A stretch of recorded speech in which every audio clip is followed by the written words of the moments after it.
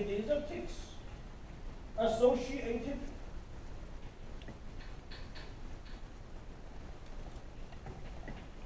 rash or tightly the rash. So what is the story for this? There is one more thing I haven't mentioned here. Spiral sheets. It is kind of like a parasite. Not a parasite, but it's kind of like a parasite. It is obligate parasite. What is obligate parasite? Quotation mark. They need a host. They need hosts. And they need multiple hosts during their lifetime. So what happened is, this is the first of all is in the spring, the year 1. You will see these type of isodex ticks. These ticks will create eggs. Okay, then in the summer, these eggs will start to grow.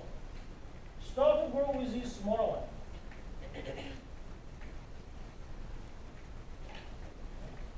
These called nymph. This is in the summertime. Okay, then in later on, in fall, what are they going to do? These small nymph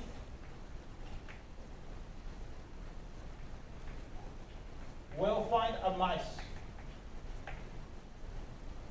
So I'm not a good drawing.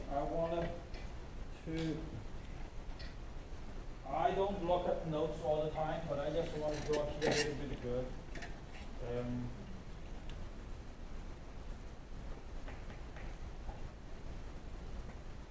So we can draw this.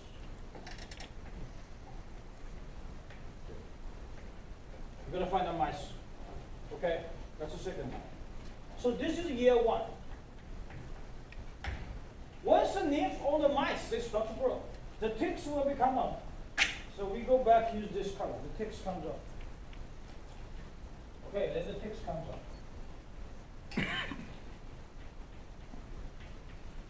Then this is go to the winter season. These ticks find a human. Okay? Find a human. Okay, once the human has, what's going to happen? There is going to fecal sample come out. Is that right? Go to the environments. Okay, maybe there's some leafy there. Find some leaves. Okay. This is already go to the spring season, the second year. This is year 2. Okay, then go to the summer and to fall. Which animal at that moment will be alive? I want to draw this way.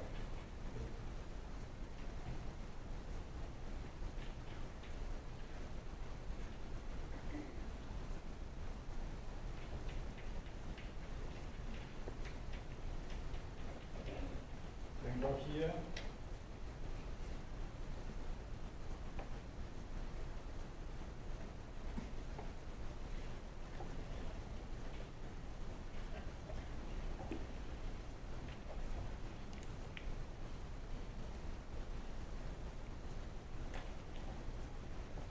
You're going to find out here. This is the final host, and it is a dormant, like a dog. So at the end of the day, what happened? On the deer surface, you have so many ticks. It's on the deer surface. On the deer, it's like a host. This is the summer to fall. Remember, you see deer all the time right now. Yeah, almost to the fall. Then go winter. these are released, go back to the body, to the environment. So this is a 2-year program, like your master program. It's a 2-year program for Antibiotics ticks to have find a different host and to cause Lyme disease. And very interesting to see, although you sometimes do the swimming in the summer, but usually in the early winter, people have Lyme disease. Now, how are we going to control it? The easiest way, you're going to kill all the deer, is that right? And nothing going to, because it's the final host. We can't do that. Are you going to kill all the mice? No. In the wildlife area, how are you going to kill all the mice? Then the only thing what you can do is these ticks. So, control the ticks is the number one to control Lyme disease, but it's very difficult. So when you go to a national park, you go to a state park, you will see sometimes you go those how we say it, it's like some road close to the river. They will have a label there, or the sign there says ticks. So be careful, they maybe have a ticks. That's the reason. Okay, I want to say, especially in the northern parts, including some north part of West Virginia, we don't have a lot of water, but there's a deer there. That could be also places for some of the Antibiotics ticks, what they cause Lyme disease. What I draw here is similar as here. Okay? Of course, the nymph will be developed like a larva, but then this is a focusing to 2 years. Yeah, that's for the Lyme disease. Now, how we diagnose Lyme disease? ELISA methods, Western blot, serological typing. And using a PCR method, treatment, antibiotics. We're going to talk about antibiotics real quick. Tick control and avoid ticks. That's the key. Because you're going to do, and you can't do anything for the deer and the mice. It's very difficult. The ticks control is important. Okay? So, this part we are finished. Start from here, we are going to we finished all talk about the human disease caused by bacteria. And if you go back to eCampus, do not forget, I put after class readings 2 there. This you should read. I will put after class readings 3 real quick. Don't forget reading these. This is talk about Corynebacteria diphtheria, Klebsiella, and Haemophilus, Bordetella pertussis. All these you should read, and some case study you should go over. We will talk about these when we do the review section. Lots of case study coming. This you should do study. And don't forget also, I put some of the Zoom recording last year here for you to go over if you like to go over the slides. I don't like to just go over the slides. Last year I made some Zoom recording. You can go back to watch all of it. Okay? So we talk about all the human pathogens caused by bacteria. And I mentioned a lot of time. The way to control it is to using antibiotics. So we're going to talk about antibiotics. And we will talk about antibiotics, a little bit of mechanism behind that. Okay? So that's something we will be mentioned in our lecture 4, which is talk about the detail of the antibiotics. So antibiotics, you already heard about it. When you see a doctor, sometimes you're using, like penicillin, like amoxicillin, like methicillin. We heard about those things. But we may not learn them, so we're going to talk. Before we talk about antibiotics, we want to give you some of the terminology. What is chemotherapeutic agents? What is antibiotics? What is antimicrobials? Chemotherapeutic agents is the synthetic chemical used for treatment of disease of human and animals. Antimicrobials is maybe natural or chemical synthesized. So we are talking about antibiotics. This is the one. is naturally come out from one microorganism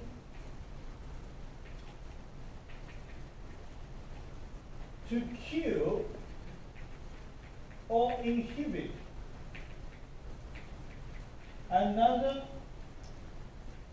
microorganism.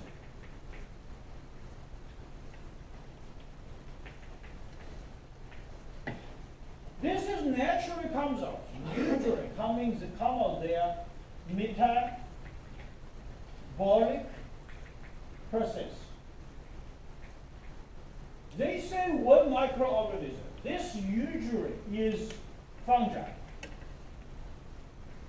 They say kill or inhibit another microorganism. This most of the time is bacteria. So they give you an example. Penicillin coming from the mold, penicillium. Tetracycline comes from strep mouse. But there is an exception. Except for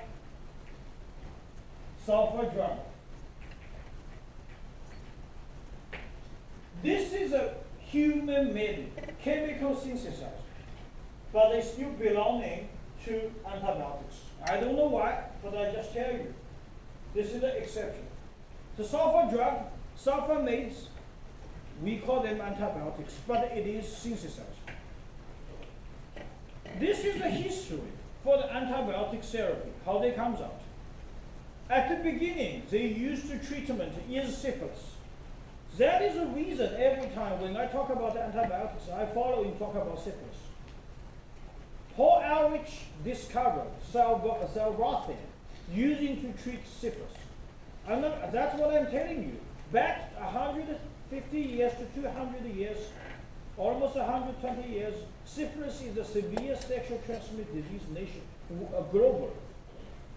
Then in 1922, Fleming discovered the first antibiotics, which is penicillin. We'll talk about the mechanism in detail. Then in 1944, remember tuberculosis? I said it's like a cancer before antibiotics coming. Only in 1944, Burgee and Westman developed streptomycin. They can be treated for tuberculosis. Now, we know antibiotics, they're the broad spectrum, which is narrow spectrum.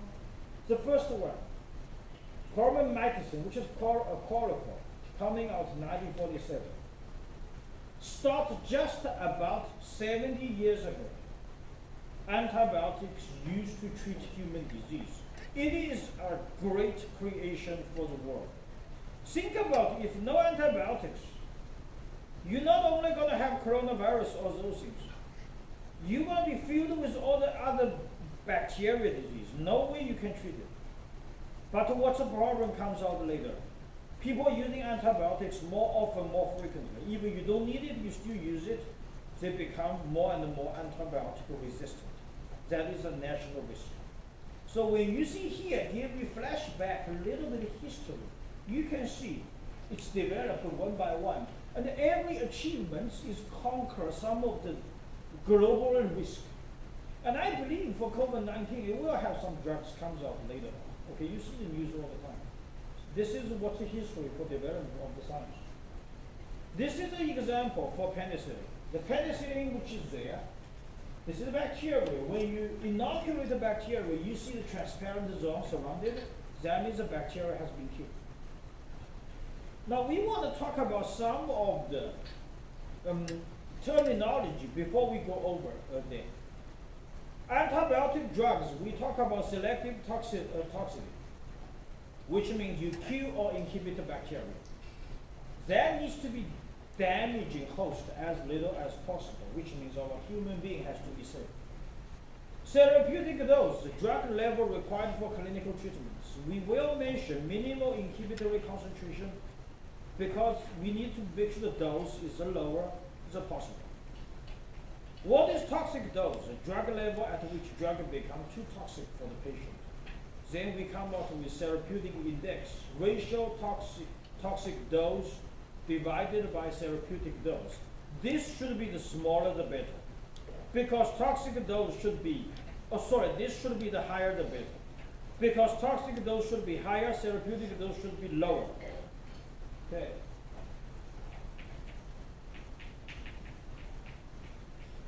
Divided by therapeutic dose. This should be the higher the better. This should be the lower the better. So this whole number should be the lower the better. Or should be the greater the better. Okay? The greater the better.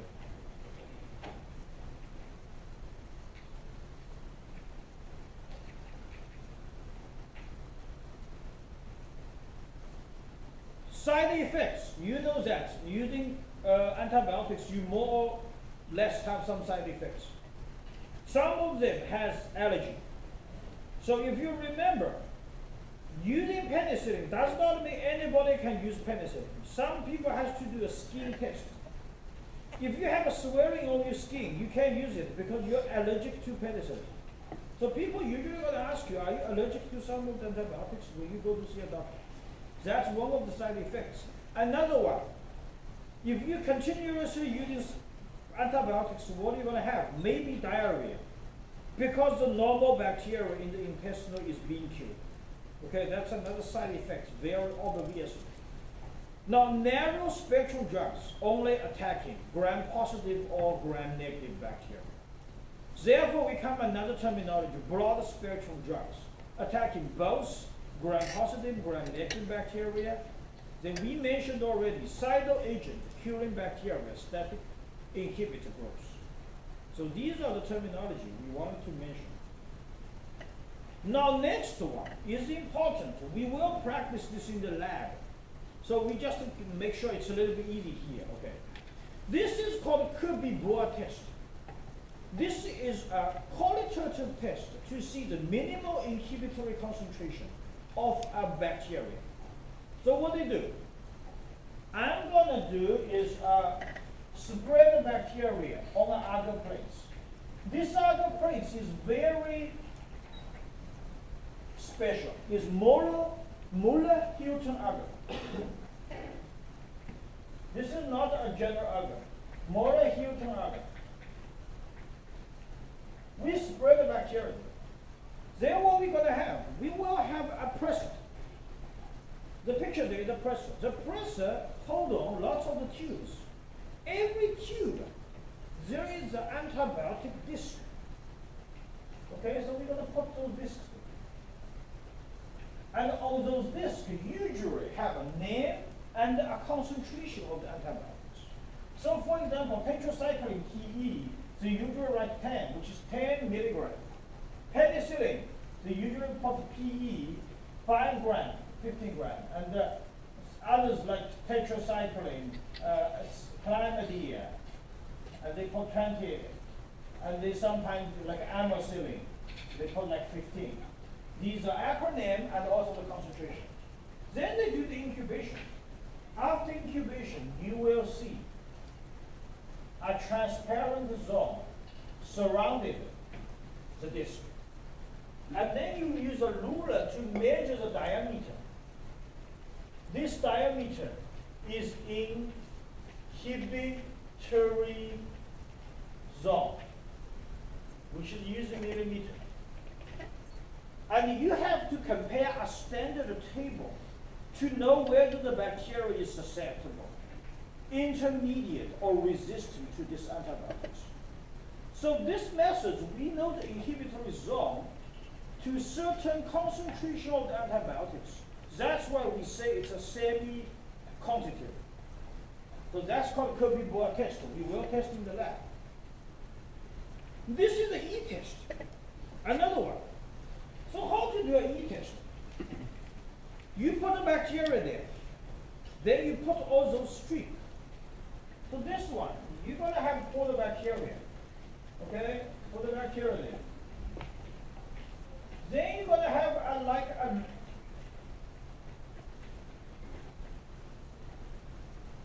a strip there. In this strip, their concentration is usually twofold decreased. So you have like 120 32, 16, 8, 4, 2, 1, something like this. Then what's going to happen? After incubation, you may see something like this, a surrounding transparent zone. And then you're going to go ahead to find the first intersection. Let's say this 16 is the first intersection between transparent zone and turbidity area. That is MIC, minimal inhibitory concentration. This is also another semi-qualitative test. And this one is a minimal inhibitory concentration, is a quantitative test. So quantitative test, how they do that? They have these, which is a dilution tube. They do a twofold serial dilution. And then they put a bacterial solution there, which is usually nutrient broth. And with antibiotics, they do a twofold serial dilution. So you can see at the beginning is 16, then become 8, 4, 2, 1. And all the way become 0.03, is twofold decrease. Then you inoculate a bacteria, and then you do the incubation. And you will see, of course, the control is going to grow because no antibiotics. Another one is your solution, your nutrient broth. It should be clear because we want to make sure the nutrient broth is not contaminated. Then you will see all these tubes which have the drugs. Some of them turbidity, some of them is transparent. And you need to find the first tube which is transparent. That is minimum inhibitory concentration. So let's say organism 1, 0.12 is MIC. Organism B, 1 milligram per ml is MIC. Organism C is need to be as high as 60 milligram per ml. So this is a method used to identify MIC in a qualitative way. Okay? You first do a serial dilution, then you inoculate the bacteria. Of course, this serial dilution is with the antibiotics and with the broth medium because the bacteria has to grow. Then you do the incubation and find that the first tube is transparent. Once the first tube is transparent, that is determined by MIC. And I also want to mention this MIC is specific for one bacteria on special patient. So let's say John, the patient called named John, needed using penicillin 0.12 for Staphylococcus aureus. This is specific for that patient. If you have a Richard, go to the patient, go to the hospital. He has to do a separate test. You can just assuming the bacteria in his body, the minimum inhibitory concentration for penicillin is also 0.12. Okay, this is specific for one patient, for one bacteria, and for one antibiotics. Everyone, you should do a separate twofold serial dilution MIC determination. Okay, so this is something we mentioned. Now, we want to mention something more difficult, a little bit complicated, then we will end of the class. This is what we're going to talk, is antibiotic mechanism. You know the bacteria, why we can use antibiotics. Because the structure is complicated. And that is a good thing. We had a cell wall, we had a protein, we have nucleic acids, we have cell membrane system. There's multiple places we can attack it. But be careful, always remember, what is the safest way to attacking a bacteria? Which means will cause minimal side effect is inhibitory cell wall synthesis. Because our human being does not have cell wall. Bacteria has cell wall. So this is the first thing. Attacking bacteria cell wall is most effective with little side effects. Because human beings do not have cell wall. Okay, what are the side effects? We mentioned diarrhea could be one of them. What are others? If some people using antibiotics too much, maybe have yellow eyes, maybe partially losing hearing ability. That could be, or yellow teeth. That could be some side effect too, okay? That we will mention after next week, after this week. So the first thing you always remember, attacking bacterial cell wall is most effective. So we want to spend some time to talk about this. You look at this slide, it's a little bit complicated. This tells you mechanism of penicillin, vancomycin, and the bacitracin.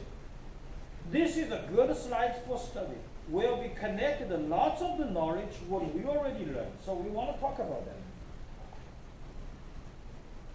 First of all, we mentioned about the penicillin. So we want to talk about this a little bit. Penicillin, we call it a beta-lactam drug. Why we call it a beta-lactam drug? Because it has a very special structure.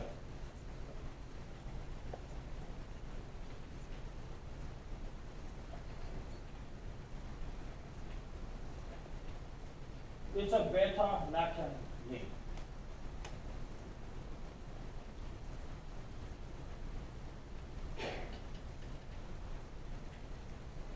There is a history development of penicillin. So we want to talk about that first. You know about that, but we just want to do a summary. Long time ago, the first penicillin is penicillin G. Penicillin G is acid sensitive. So when you use penicillin G, you can only use in injection. You can orally take, because very low acid environment in the stomach will hydrolyze. So all the time, when I was young, like 5 to 10, I mean, I was like 5 years old, 35 years ago. When I have a cough or sneezing, go to see a doctor, they always give me an injection of the penicillin. It's in the butt area, just with shots. So if you have a cough, a continuous cough, you go to see a doctor, they give you shots. You're going to have to continue to do shots maybe a week. So when you go to hospital, wow, all the kids are like crying.